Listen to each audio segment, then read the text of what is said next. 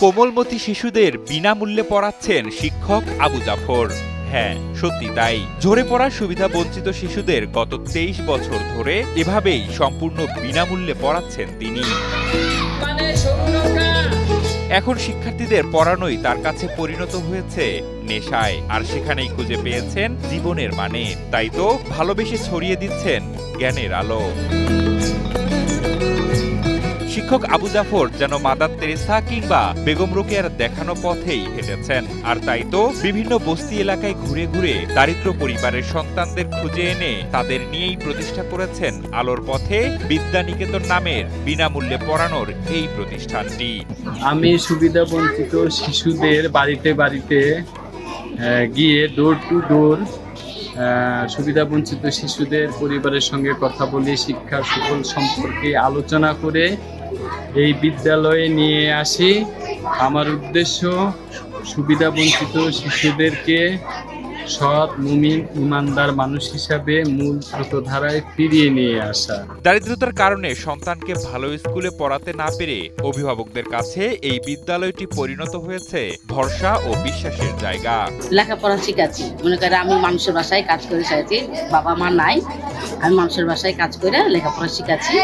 এই স্কুলে মনে করেন টাকা পয়সা লাগে না, এই খাতিরে স্কুলটা ভালো, ওর জন্য মনে করেন লেখাপড়া শিখাচ্ছি। এখানে খেলাধুলাও হয়, জাফর স্যারের সহযোগিতাতে আমার ছেলেও স্টেডিয়ামে খেলে, ওখান থেকে ওরা ঢাকা নিয়ে গেছে আমার ছেলেকে খেলতে, আমার ছেলেও ভালো খেলে। তবে শুধু পড়াশোনায় নয়, শিক্ষার্থীদের নৈতিক শিক্ষা ও খেলাধুলায় পারদর্শী করে গড়ে তুলেছেন শিক্ষক আবু জাফর। আর শিক্ষার্থীরাও বয়ে আনছেন সাফল্য। শুধু পড়ালেখা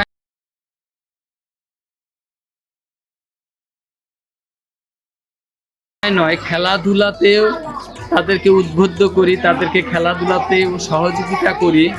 তো আমি পড়ার পাশাপাশি খেলাধুলাও করি। এই স্কুল থেকে জাফর স্যার আমাদেরকে অনেক সাপোর্ট দেয় খেলাতে। তো আমি চট্টগ্রামে খেলছি, রাজশাহীতে খেলছি, ঢাকাতেও খেলছি। আমি খেলি থাইল্যান্ডের জাতীয় খেলা সেপাক টাকরা, বাংলাদেশের নতুন খেলাটা।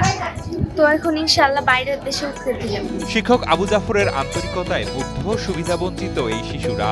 স্যারের কাছে বাবার মতো স্নেহে পড়াশোনা শিখে তারাও হতে চান আদর্শ শিক্ষক। জাফর স্যার আমাদেরকে নিজের সন্তানের মতো ভালোবাসে, জাফর স্যারকে আমরা নিজের বাবার মতো ভালোবাসি, জাফর স্যার আমাদেরকে ধরে ধরে পড়াশোনা করায়। আর আমি বড় হয়ে জাফর স্যারের মতো একজন আদর্শ শিক্ষক হতে চাই। আমরা দরিদ্র পরিবার থেকে এসেছি, টাকা দিয়ে পড়াশোনা করা সম্ভব নয়। জাফর স্যার আমাদের আদর স্নেহদের পড়ান, আমরাও জাফর স্যারকে বাবার মতন শ্রদ্ধা করি। স্যার আমাদেরকে খুব আদর যত্ন স্নেহ করে আমাদেরকে পড়াশোনা করান। এই স্কুল না থাকলে আমরা পড়াশোনা করতে পারতাম না। গাছের নিচে চট বিছিয়ে শিক্ষক আবু জাফরের শিক্ষার কার্যক্রম শুরু হলেও রাজশাহীর চন্দ্রিমা এলাকায় প্রতিষ্ঠিত তার এই বিদ্যালয়ে আজ প্রায় 350 শিক্ষার্থী রয়েছে। তবে শিক্ষক আবু জাফরের এখন একটাই প্রত্যাশা, তা হলো সরকারি বেসরকারি পৃষ্ঠপোষকতা। আমি দরিদ্র শিশুদের জন্য আমার জীবনের সঞ্চিত যা কিছু আছে আমি সব কিছু বিলিয়ে দিয়ে আজকে আমি নিঃস্ব, অসহায়।